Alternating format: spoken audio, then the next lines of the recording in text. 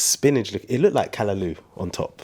On the burger? On top in of Paris? the burger. Wait, on top of the bun or on top of the patty? On top of the patty. Yeah.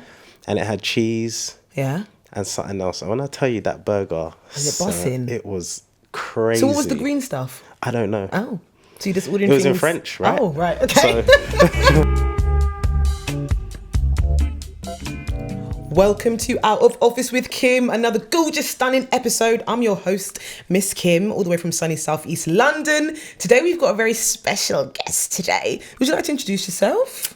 Hi, I'm Paris. I'm from sunny South London too. Questionable, debatable. No. The location is debatable. Listen, my postcode starts with an SE. That's southeast. Do you know what? I give you that. Right then. But, you know, the Croydon South debate, you know, just saying. That's a borough. I just want to say, if your postcode begins with CR, not you. Okay. That's not London. Yes. Just throwing it out there. That's fine. Catch it. Nothing to do with me. Nothing to do with me either. Do you know what I mean? I'm just a bystander. Don't get me wrong, the CR postcode is literally a stone's throw from my house, but it's nothing to do with me. So that's fine.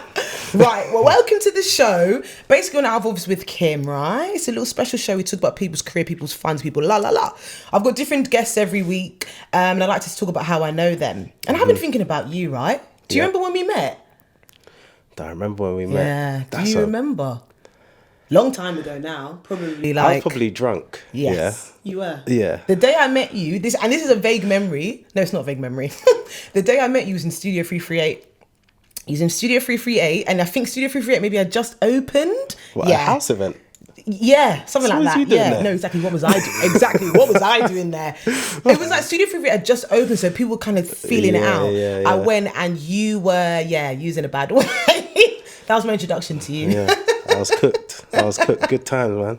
Having a good time. So yeah, that was a long time ago. Now we're here, full circle moment. So with Out of Office, we like to do a little icebreaker question, right? Because we're out of the office, so we're still, you know, office interview vibes. So we're going to give you a little awkward Out of Office icebreaker question. Okay. And I thought really hard about this question for you, just to let you know. Oh my god, now there's pressure. This actually made me laugh. Ready? And I also asked other people what they think about this question, and they thought you'd answer it well. Okay, no pressure. If someone made a movie about your life, who would play you? Oh. Yeah. What are we talking about? Are we talking about like persona? Are we talking about looks? What are we talking about? Because if we're talking about looks, then Idris Elba will have to play me, because obviously we look alike. Okay. Persona. Persona. Who would play me? Yeah. Who would really give? Or it could just be someone that you really look up to when you were growing up in film. When I was growing up in film. Who's a good actor for you? Will Smith. I don't think Will Smith can get away with playing you, to be fair. No, Will Smith. Yeah, I do love Will Smith. Like, Will Smith is good. Ooh. Got to think hard, darling. Yeah. Maybe Junior for my wife and kids, just for bants. Do you know what? That's a very good answer. Just for bants. Yeah, because he'd be funny. I just want to see what he does. That just make me laugh. Right, let's get into it. Right, so basically, right, I wrote these questions for you a couple of weeks ago. I'll be honest with you, P. And your life has taken off quite a bit recently. You've turned into an international DJ superstar, right?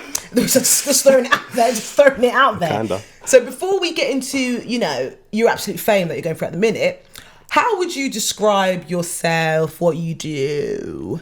In a nutshell. What I do. No pun to your nut allergy, by the way. Yeah, innit. What I do, I create. He's a creator. I'm a creator. Creator. Oh, I thought you said a creator. I don't know if that's not words. Creator extraordinaire. Yeah, I create. So I love music. Yep. I DJ. Yep. I have a platform for DJs. You do? And musicians, so singers also. I create in terms of clothes. I like to, you know, tell stories through clothes, like my experience as a South Londoner. So that's what I do. I create. You do. I like this like multifaceted, multidiscipline artist. You know, you've got a lot going on there, right? Yeah, you know, some would say, master of none. No, wait. No, wait. No, wait. Master of all. Jack of all trades. Master of none. Yeah, that doesn't make any sense. Jack of all trades, master of none. So you're not good at anything. That's not what that means. You're not a master at anything. But that's terrible. You do loads of different things, but you're not like a. No, but that's terrible. No, Like, not surely, really. Not surely really. you want to be a master of all, jack of no trades. Yeah, exactly. Master of all, jack Anyways, of no- anywho's. So you touched on clothes. Let's start. We're gonna get into DJing, apartment life, all the good Yeah, stuff. yeah. Obviously, people are gonna come on here. They'll be recognizing you from on the TV. Do you know what I mean? But I want to start with clothing, expressions of clothing. Obviously, if you're watching in today, we're both wearing Northwood. Listen, whenever Yes. whenever I wear this top on TikTok, comment, where's it from? Where's it from? Where's it from? When I'm in the office, they're like, people play this game where they're like, oh, I'm gonna find my station. So, anyways, very popular t-shirt. It's a great icebreaker. This is. Do you know people have stopped me on the street? Like, Yeah. oh, what's that? That's why I love it. It's a great icebreaker. So let's have a little cheeky chat about Northwood, yeah? Yeah. What are we working with? Because this is just more than clothes, right? We've got real influences on South London. Yeah. And people do say, when you're from South London, like, you never shut up about it. Yeah, And that's 100. absolutely fine. Yeah, I feel like us South Londoners, we have to kind of scream about it because we always get the misconception that we're aggressive and we're the dangerous do you know what I ones. And if you mean? come here, you're going to lose your purse and Do you know what I mean? everything. You So ain't. that's why we shout about everything we do, because we're like, nah, we're actually like, we're very creative, we're cool, Funny. we're funny, Good food. Music. Vibes. multicultural, all of that stuff. Like Got it all, man. where it's at. And there's actually loads of greenery down. Can I just say something down about south. that? Because somebody said to me, there's no green stuff in South, yeah? Nah. There's bare parks. Bear parks. Just saying. Hella Anyways. parks. So that's kind of why I started Northwood, because it's kind of just my influences, and my influence is South London, like where I'm from, the way I speak, the way I walk, you know, You some got South fashion London walk. choices. Did you know that? Did you know I went on a date and the person I went on a date with said to me, you walk like you're from South London.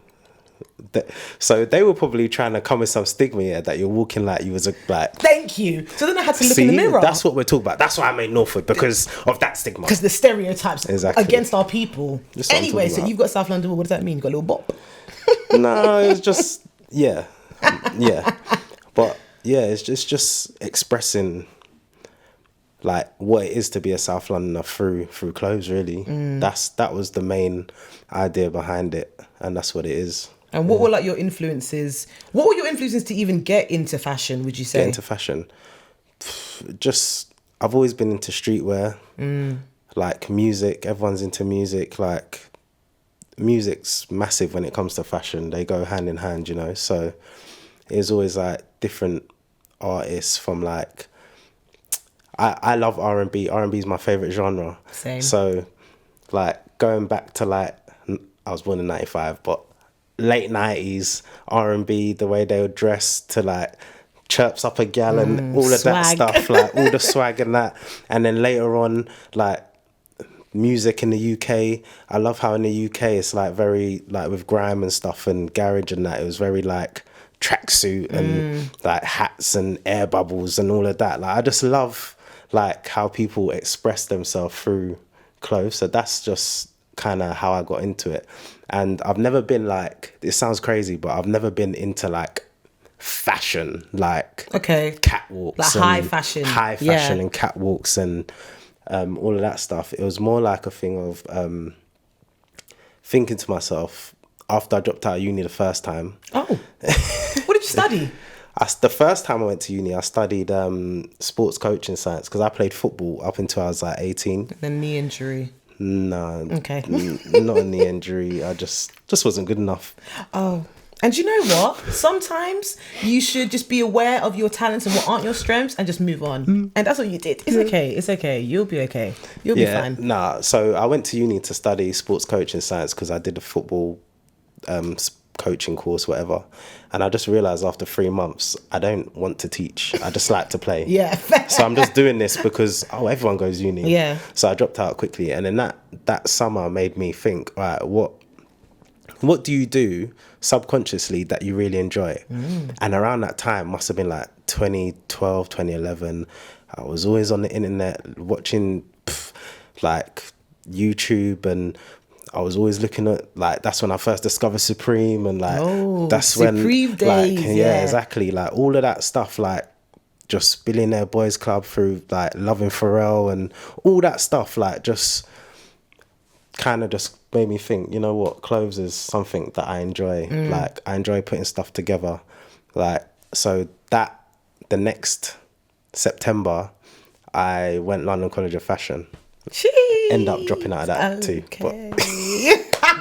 But yeah, I went What for did 2 years. What did you try to study there? I did what did I do there? Fashion sportswear. So it's like more technical clothing. Any big takeaways you got from that? I learned how to pattern cut. I learned how to use a sewing machine. Yep. I wouldn't say I'm amazing at them, but I know how to do it, you know. So that gave me insight. You know, it gave me a wider perspective of what fashion actually is and what it takes to be like someone that, you know, really loves their craft and like really loves what they're doing. And that's what made me realize that I don't love the process of making clothes. Okay, yeah. You don't want to make it. I don't want to make the Yeah, clothes from okay. scratch. I don't want to be in the sewing room, like. But I love my process is like coming up with the concept and finding a story and trying to portray that story through clothes. That's my thing. Okay, you know? because I feel like to do the actual sewing and start the production, you have to probably like that part because it's so time consuming. It's a full-time job, like literally. So you made the executive decision that you want to be a designer, you don't want to make. Well, that's the thing. I've never called myself a designer because I feel like a designer designs, but I feel like I'm just I put concepts together. Like I'm a director, like a creative director. Creative director. Do you get what I'm saying? Fashion. Yes. Would you say? And why not the title designer? What do you think is missing there? This is just my thoughts on me. This doesn't go for everyone in my opinion, but I feel like a designer is very much like knee deep into the process, like from all aspects. So okay, they're creating from like they're pattern cutting, they're sewing, they're doing the toiles, they're doing everything. They're sampling, they do all the graphic design, they do everything. Every single part of the process. But me, I'm like, oh, this is a great concept. Now I'll do my bit. I can do bits and pieces. I can piece things together. But then let me go find this person who's sick at this, and let me find that person who's sick at that, and I can bring something together, which creates an outcome that I'm looking for. Creative director. That's what I'm saying. Extraordinaire. So that's how I see myself, like with fashion and clothes and stuff. Do you have any regrettable fashion choices when you were younger? Does anything stick out from you from your childhood? I've got many. Lollipops in the hair, that situation. The dummies. We all went through that, like changing your laces, because back then it's like you had two crep. Like I had two crep, and the beat up Air Forces that I had, like they had to match everything. So the laces were getting changed. It was yellow laces, it was blue laces, it was green laces. Like that's one of them. That was horrendous. What else though? I went through this like little fake goth phase, this little fake emo phase. Do you remember Creepers? Which is odd because Creepers. Rihanna's brought them back, right? Yeah. Creepers, thick wampa stompers, dark eyeliner. Dark. Honestly, if I feel like if I looked back now, it wouldn't make any sense. Dark eyeliner. Kim said, turn around and die. Yeah, literally, everything had skulls on it. Everything had skulls on it. I remember as well, one night, me and my sister used to share a room, and I said in the middle of the night, I was like, I'm going to tell Mum I'm an emo. She was like, what? Kim said, I'm going to kill my mom. I'm going to kill my what dad. To that kid? I know he's probably a big man now. Grandma. What happened to that guy? We loved him. What was his name? I miss him. I don't know, but he's crazy. He's an influence of mine, yeah. Anyways, I went for a little fake emo, a little weird little emo phase. Do you know what it is? I just liked black. I just liked black, and I don't think I knew how to express it in a normal way. I thought you've got emo. Yeah. That was one of my regrettable fashion choices. And also like coloured knee-high socks. That is wild. Oh, you did that? Yeah, X's and O's. I feel like you probably dressed well all the way. No, nah. You know what? I'm quite consistent in terms of like, I've always like cargo trousers. So I was wearing that back then. Or was you a chino wearer? I used to love chinos. Bring them back. I used to like chinos because chinos were cool, man. I think we should bring them back. I saw some type on Carhartt recently. £150 though.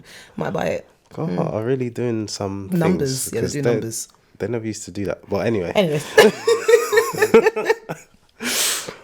Yeah, I'm trying to think of what else though. It's like striped jumper. They're just striped jumpers. There's nothing I look back and I'm like, oh horrible, my days, I looked absolutely ridiculous. But the thing is with you in dress wear, I think you are very creative. And I want to discuss, you're actually very famous amongst our group for your Halloween costumes. Would you like to tell the audience what you dressed up as Halloween last year? Was it last year? No, it wasn't even last year. It was the year before. It was the year before. Yeah. Draco Malfoy. Yeah. Icon. And the thing is, you're hearing that and you think, oh, whatever. This brother had a luminous blonde wig. Yeah. A shiny shoe, and a uniform. And I don't think I've ever not laughed. Like, I've never laughed more than that night, because also that little luminous wig was being passed around all night. There are videos of different people wearing the wig. Because it was the wig, man, the Malfoy. You know what? If I was really serious, and I wasn't just slapdash, I would have really, like, styled it to how Malfoy, like, slick back. Like, I would have done it properly, but, you know, it was just a spur of the moment, like, thing. And what's funny about that outfit as well, I really like it. Like, the actual outfit. He was wearing like a little sweater vest. It was a slithering jumper. Slithering. It was actually slithering. Mm-hmm. You want to bring that back?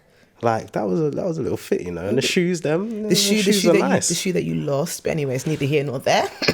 We must move on. We must digress. Let's talk about the future of Northwood. A little birdie has told me, a little birdie that's come on this show by the name of Molly O'Halloran has told me there's a little collab coming. Yeah, man. What's all that about? So she had this amazing idea, because her brand itself's amazing, by the way. Love it. I love knitwear as well. That's something I'd love to do. But she had this idea of, like, creating, like, football style scarves. Oh, yeah. She never said that to me. Football style. Yeah, so that's one of the ideas she had. But yeah, scarves are, like, big culturally in football. So, like, taking that and trying to do something like with a, like, South London slur, or like something, just, you know, there's many different avenues we can go down, which is exciting. So I'm so down for it. We just need to work out, like, when we're going to. Are we going to be seeing? When we were speaking about it, and me and Lily immediately said we want to see green. We want to see green. Listen, if you know this today, I've done the people wrong, because you've really let yourself down. I'm always in green. I got this. That's why I got the green pillar. Yeah, that's it. Listen, green is my that's my color. I would like to see green scarves. When you see football, can I get customized? Kimberley FC. Wow. Kimberley FC. That's so smart. I mean, Kimberley FC. You don't think Kimberley Football Club? Think about that. Okay, but the Kimberley Football Club. Do you know what it is? Your mind is closed right now. You're not thinking of the possibilities of where we could go with this. The out of office with Kim football scarf. Don't worry, we'll play with it behind the scenes. We'll talk about it. Don't worry. We've got time. But yeah, where do you see the future of cheeky little Northwoods, mate? What's on the agenda? Future of it. To be fair, I really want to create, like, a community. So I'm not even thinking too big. Like, I'm not even thinking, like, worldwide or anything like that. I'm not even thinking, like, nationwide. I'm not even thinking about England.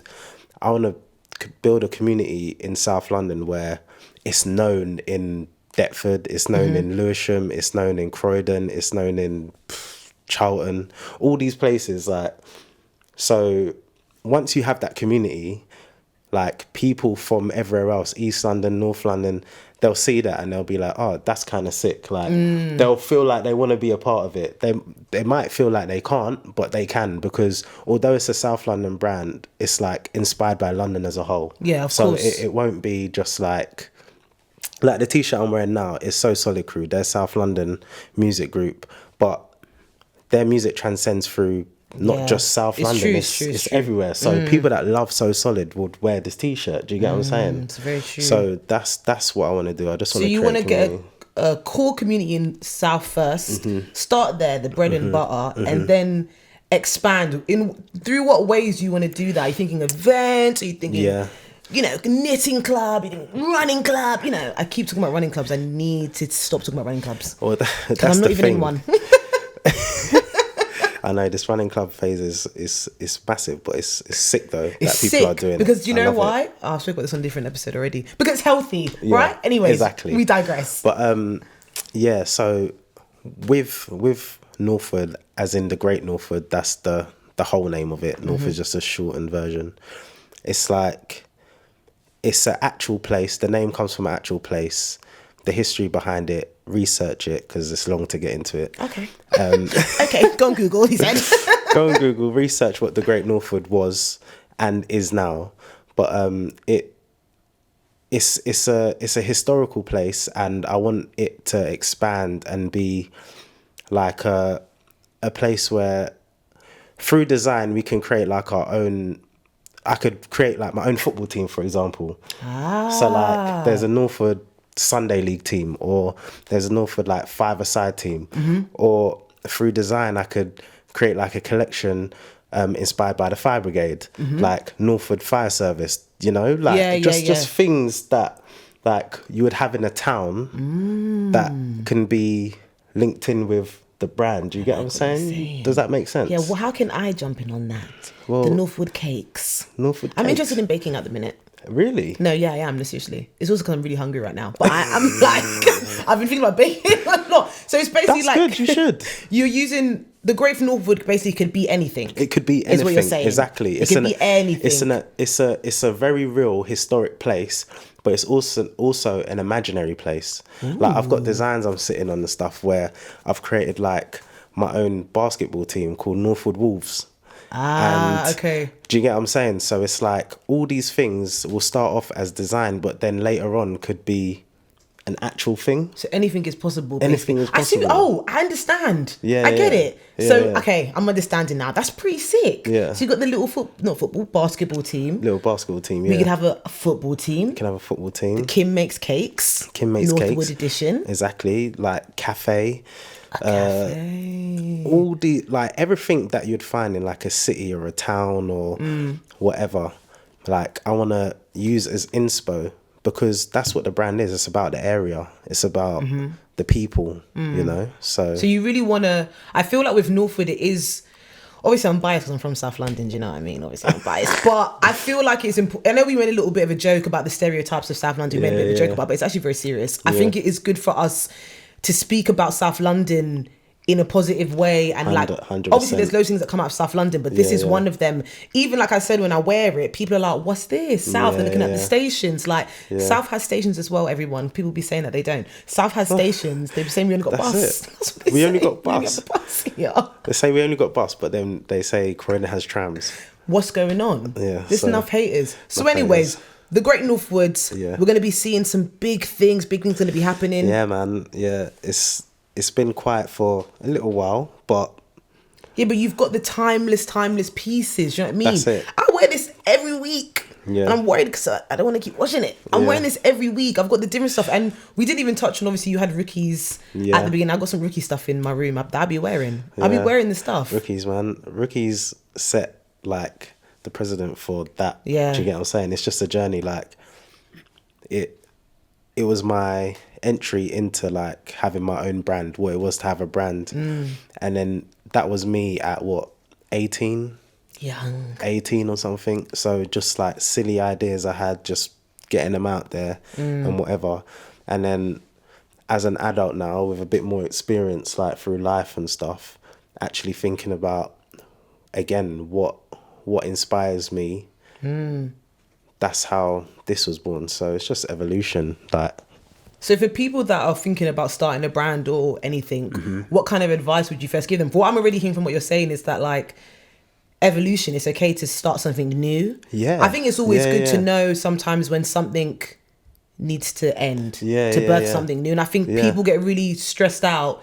Say they drop something and it doesn't do as well as they think. And then it's like, oh, everything's over. Yeah, that's just the process, man. Like in your head, you see it as like a failure. Oh, I could be like, oh yeah, Rookie's, it kind of failed. It doesn't, because I've got it in my bedroom. Well, that's it. It didn't. I've got the clothes in my bedroom. Like, to me, it never failed. It just kind of, I just wasn't in that place anymore. Yeah, exactly. I just didn't, like, I grew up. I like different things. No, you know? 100%. And that's okay. Like, that's fine. You don't have to, like, you can reinvent yourself again 100. and go again and do certain things. And there's no time limit to anything. Like, never feel pressured as a creative to just put out for the sake of it. Like, 100. Don't hang on to everything. Like, you should put out because you should share your work with the world, you know. But at the same time, like, don't rush it. Just take when your the time's time, right. not too much like, time. if you genuinely believe in it, people will see that, and it can't authenticity. fail. Yeah, it can't fail. You're like, right. To what extent it goes is whatever, but it can never fail because, like, it's authentic, and you know, people see that you're about it. People read, like, how, like, interested you are in what you are doing, you know. That's why I think it's good to do things like this. Obviously, I'm bringing up my own podcast, but Yes, you should. to talk about, like, behind the brand, who's behind the brand, what it's about. And I think for you as well, obviously we spoke about your roaring success, your newfound fame. It's good for people to hear from you, understand who you are. Yeah. And just like that, I did a wonderful little segue there. I just impress myself every time. You're great at what you do. Natural. Right, let's talk about international DJ superstar. And I've actually noticed recently you've changed your name. Well, you've had this name. I've had this name, so it's not that big of a deal. Can you say what it is, please? And I'll also tell you what I've interpreted it as, and I've found out this morning it's wrong. Okay, right. So my name is Paris, right? Yep. And that was my DJ name for X amount of time. I was just going by Paris. However, I've changed it now to my Instagram handle, which is Parismatiq, right? And just notice how I pronounced that, right? I said Parismatiq, not Parismatic or Parismatiq. I was doing Parismatiq, and can I just say something? Originally, I thought it was a play on basmati, like Parismati. Because only you are stupid enough to say something like that. Because I know you like rice. Yeah, I know you like rice, but not that much. So I thought I was like Parismati rice with a little Q, and I thought the Q was just a little addition. The Q's because, right, so with a C was taken on Instagram. Oh, that old chestnut, yeah. And I kind of like on Instagram, when you look at someone's name, it's all in lowercase, and I like the way the P come down and then the Q come down on each side. Oh, you're really visual. Yeah, so I just like the way it looked. But yeah, Parismatiq, like charismatic. Yeah, that's what I learned this morning. Because of you know, my character. People say I'm charismatic. Do people say that? Yeah, they do. Do you think it's true? Yeah. Oh, okay. You are slightly. I have charisma. You have charisma for sure. You do have a slight little charisma going with you. I think it just works. So hopefully people hearing me say it, Parismatiq. Okay, you've said it 3 times. Yeah, it's a spell they'll now. Understand now that, you're going to curse people. That's how you say it. Parismatic. But Parismatiq, basmati. Let's just hold that in there. Think about that. That's ridiculous. No one else is going to think that. I bet you £3, because that's all I've got right now. That's Matty. Yeah, but listen to Parismatiq. Parismati is what? Parismati Q. Basmati Q. Anyways, we digress. Don't even read into it too much, because I messaged you this one time before about this basmati situation. Anyways, so charismatic, Parismatiq, right? Sorry. Parismatic. See, it's fun. See, we haven't even got past but the you first have to be hurdle. silly in life, okay. And you got to have it anyway. So right, let's talk about you, right? Because obviously you've been DJing for a while. Yeah. We've got apartment life, big apartment life every time, and as I said, now you're an international superstar. So where do you want to start? Should we start from the beginning? Yeah. Let's start from your musical influences. Let's think about all the car journeys we've had, and you just banging R&B, and me just blowing my hair in the wind. Let's go all the way back to your influences musically. Musical influences. I grew up in a house with just women. My mum, my 2 older sisters. I'm the youngest. So often the fight in the house was the remote for the TV, MTV Base or Cartoon Network. Yeah. I lost often. I was outnumbered. So it was R&B all the time. You know, I love Donnell Jones. I love Lauryn Hill. I love loads of R&B artists. My favourite artist of all time, though, is Pharrell, who isn't quite R&B, No, I'd say. I wouldn't even say quite, actually. No, yeah, he's quite left of that. What genre would you actually put Pharrell in? He's in loads of different genres. Because that's a bit nerd. Yeah. It's a bit... Anyways, some would say alternative in some respects. Alternative. There's rock elements. There's you know, there's so much different elements. But that's why I loved him, because like his ear was like, it wasn't just stuck in one box. It was like his production was amazing in terms of like the artists that he produced for and what he'd done for like hip hop and rap and all of that. And then he'd make an NERD album and it sounds like there's like guitars and like all that stuff. So that's like my musical influence back in the day. And then it just evolved over time.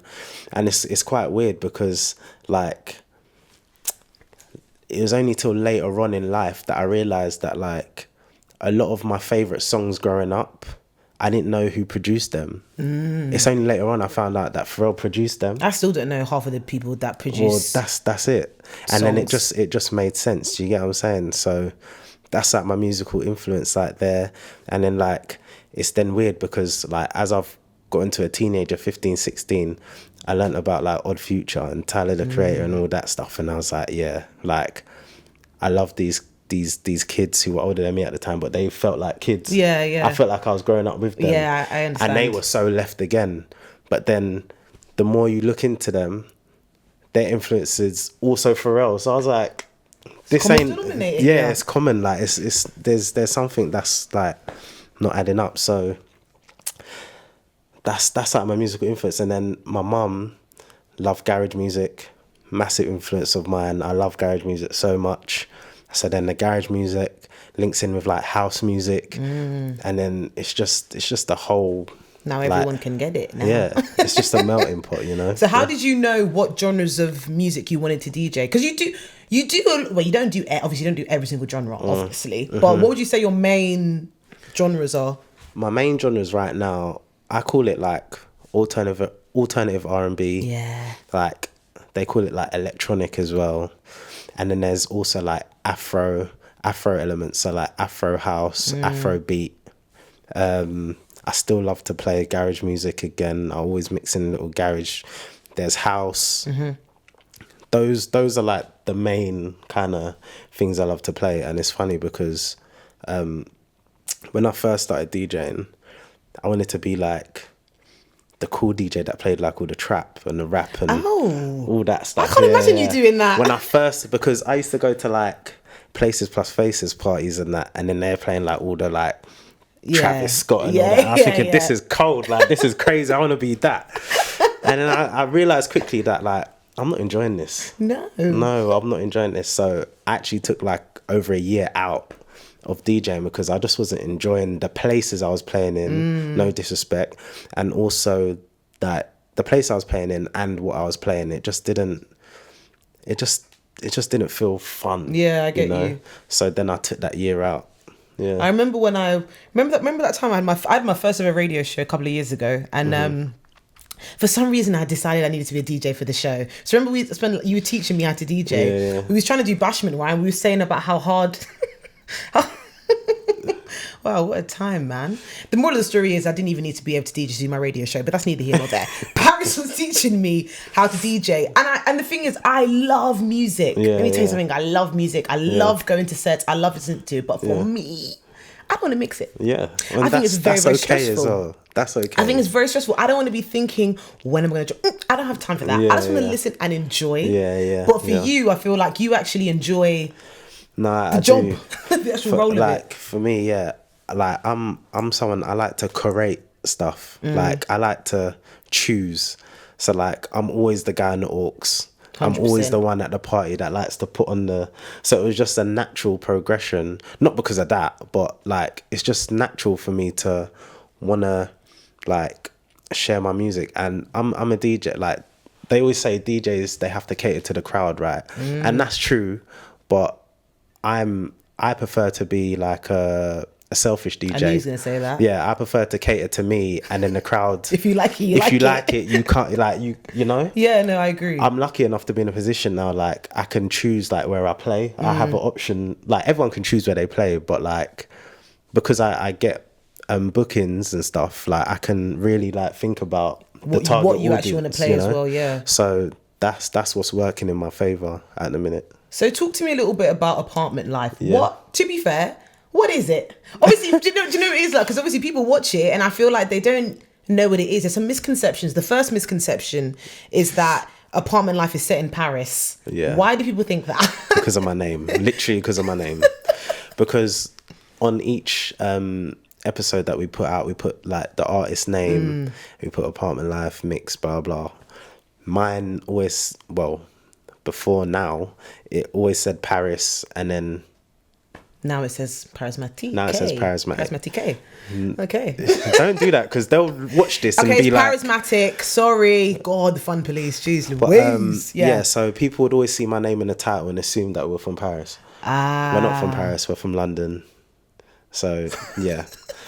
Get that one out. Get that one out. Okay, cool. To answer your question, what is apartment? Apartment is literally apartment where we come together and we, you know, play music, catch a vibe.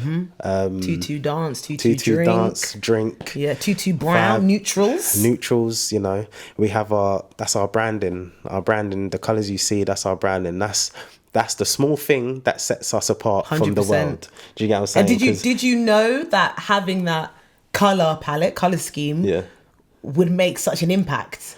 Or did you just think neutrals are nice? No, Dean's the one that come up with that concept of having the colour palette. And I think he knew that like it would have an impact in terms of it being what separates us, because we're in an age where there's loads of DJs, there's loads of people recording their sets, everything's visual now. Very true. You know, everything's visual. People want to see it all happening. People want to see parties happening. So, which is very interesting. It's very interesting, don't you think? Right? That but when you just saying it like that, people want to see the party. Like, yeah, people want to see the party, and that's down to people like Boiler Room and all of that stuff where they've also got people lockdown involved. Because. Well, lockdown, we saw a lot of people doing like online DJing, right? Yeah, because you couldn't go to the dance. Exactly. So you were watching the dance. That's a big part of why Apartment was born, because of lockdown, because of the fact that, you know, it was a weird time. We couldn't go nowhere. People were having parties in their house. Secret ones. We never attended any parties during lockdown, and we would never dream of that. No. But other people were doing it, yeah. I was seeing it on Instagram. I've seen on the internet, yes. Yeah. So that's why we kind of had the idea of like getting an apartment and, you know, having like a little get together as like friends. That's what apartment is. It's all about family. It's all about friends coming together, having a vibe. Whenever you come to apartment, you've been, of course. I've been there. We try and like make it seem like as like normal as possible, like you're coming into someone's house, right? Because exactly. It's someone's crib. Like, it's literally. someone lives there. Someone lives here. Do you get what I'm saying? So that's just what apartment life is. It's also like shining light on a DJ. We believe that like the DJ first started off as the star, like when they were using turntables and records and that, they were the star, and the rap artist was the person that, you know, was on the side kind of rapping to the DJ. Yeah. The DJ was like the main guy. Now it's moved on, and now like the rap artists are the main star, which is sick as well. That's amazing. That's actually very true. And it's always the DJ in the back, right? That supports the rap artist. That the DJ's the hype man almost now. The DJ's the hype man now.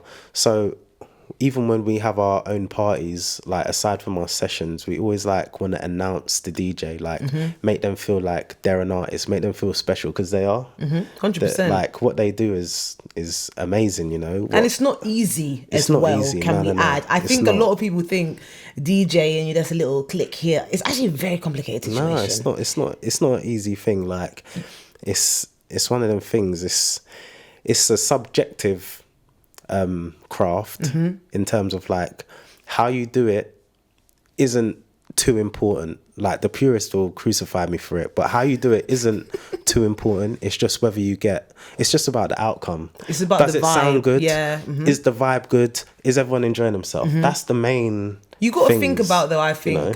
What journey do you want to take people on with your set or whatever you're doing? If it's the whole day, what journey do you want to bring it up? You want to. I've you know, you kind of see it in the club, right? It's like they start with whatever music they start with, and then it's up, and then they bring it back down to slow jams. And I really think they should shift that and put the slow jams at the center. But anyways, that's a personal preference. Yeah. They bring it back down to kind of mellow it out. What do you ever think about when you're thinking about the journey? What kind of things do you think about? So I like to kind of get people singing first. Like I like people to warm up with like the sing along with a little bop. Like I like to get people singing, and then like as I gradually move on, I want to like sometimes I'll just play stuff without words, like house tracks or whatever, just to get like you feel the beat, like you just want to move your shoulders, like you want to vibe, you just want to, you know, and then I'll bring back vocals again. So I like obviously I play a lot of like edits and stuff. I like house elements with the what's the word, the kind of you know that nostalgia feeling, like people can really, oh, I love that song, but it's on a different beat and you can just like vibe in a different way, you know. Like I just that's the journey really for me. I just play how I would like to be played to. 100. That's the main thing. Did you think that Apartment, because obviously Apartment and Big Up Apartment every time, Apartment also has really set the precedent for a lot of other platforms that are being born now. Yeah, we see you, and we see you. And do you know what though? You're right. People want to see this type of content now. I don't know when this happened, but people want to watch. Even this week alone, I've watched so many like DJ sets and people dancing around them so much. And but the thing about Boiler Room, what does set it apart is Boiler Room you're actually in the club, and they're just recording someone's set. Whereas Apartment Life and some of these other ones, it's like it's curated for a few people to have a personal shared experience. But anyways, did you see it going where it's gone? Because to me, it's true success. It's true success. Like you guys gone clear basically.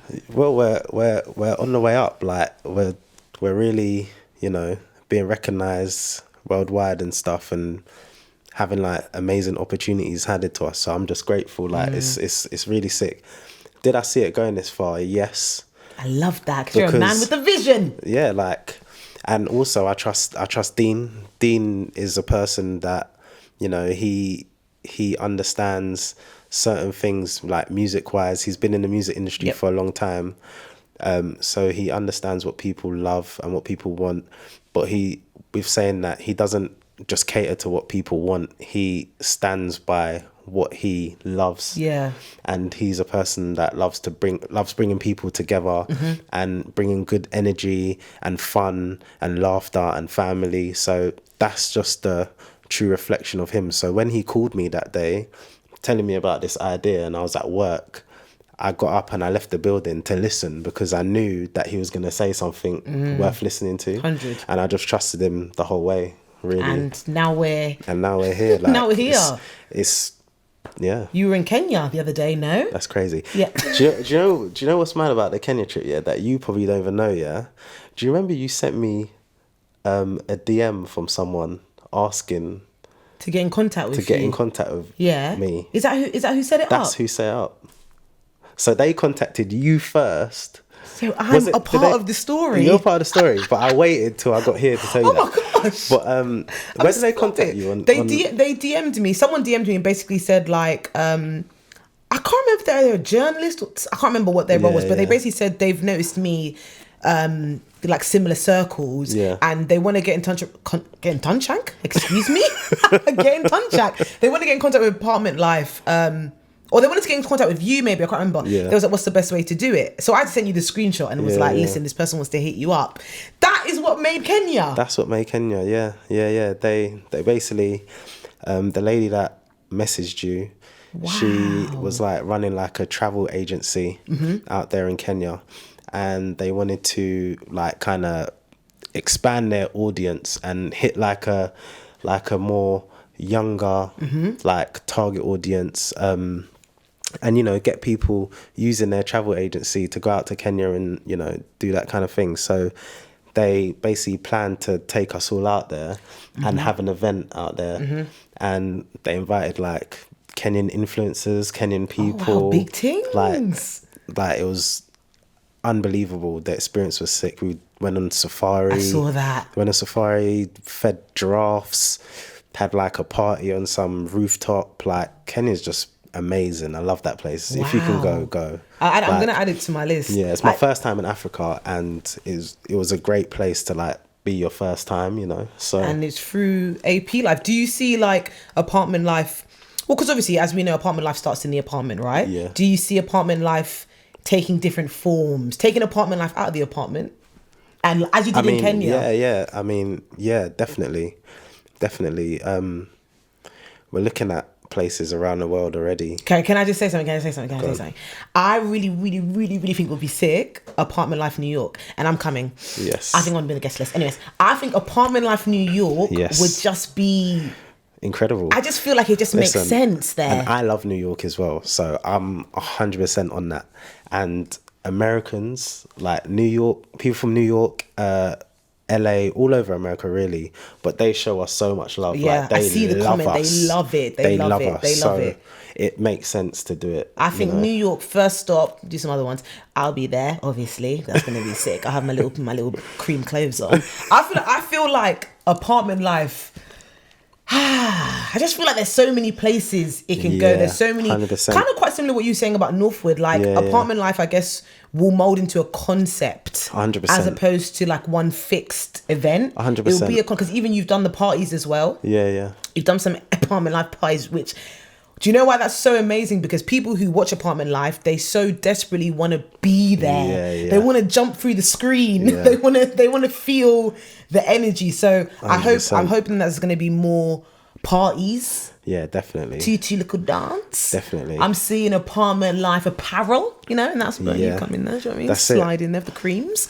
I'm seeing many things, and I it all makes sense. always when I bring people on my show, I always want to give them their flowers. I do compliment people outside of my show just because I feel like it's looking like I don't do that because I do. But I want to big you up. Do you know what? I went out for a girls' dinner last night.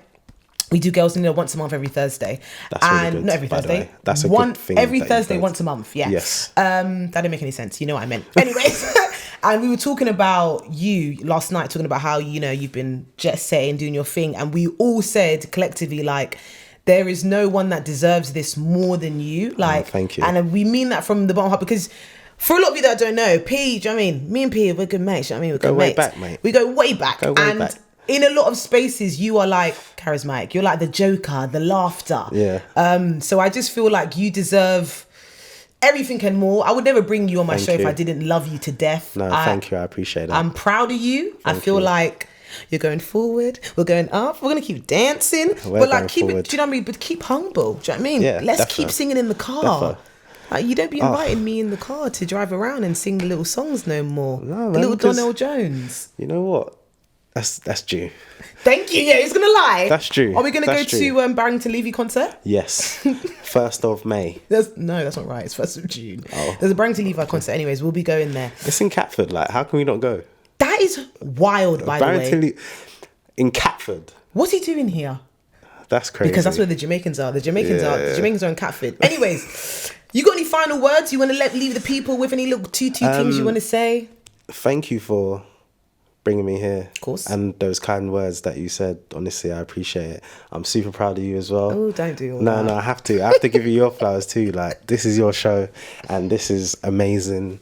The setup you got here, this makes sense. Like, thank you. You know, you love chat, so. Oh, okay. Mouth wide. you love chat, so a show is perfect. This is you, man. This is you. I couldn't see you doing anything else, man. And you're really inspiring with what you do, like using your TikTok, your online presence. These brands that be shouting you and like. All right, ease up now, because I'm getting old. Man. You're that girl, man. No, seriously, like, thank you so much. Thank you. Tell the people where they can find you. What are the handles? What are the ats? Right. So. Just Instagram. I don't really use TikTok, even though you say I should, but I don't use TikTok. We'll talk about this off camera. So just Instagram, Parismatiq. Which is spelled PARISMATIQ. Yeah, is that right? Yeah. Just remember the P's on one side and the Q's on the other side like this. Oh, how'd you do a P in the... Wait. Hold on. Like this. A P. How do you do a Q? The Q, a lowercase Q is like that. Because the leg goes like so that. it's like that. P's and the Q. P's and Q's. P's and Q's. P's and Kano. Q's. Shout out Kano every time. 2003. That better be right. That's a fact checker. Anyways, thank you very, very much for coming on the show. It's been a lovely one.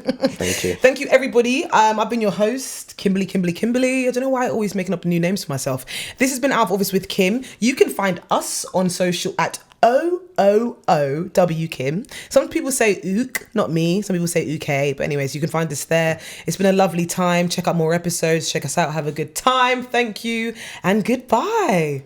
Bye.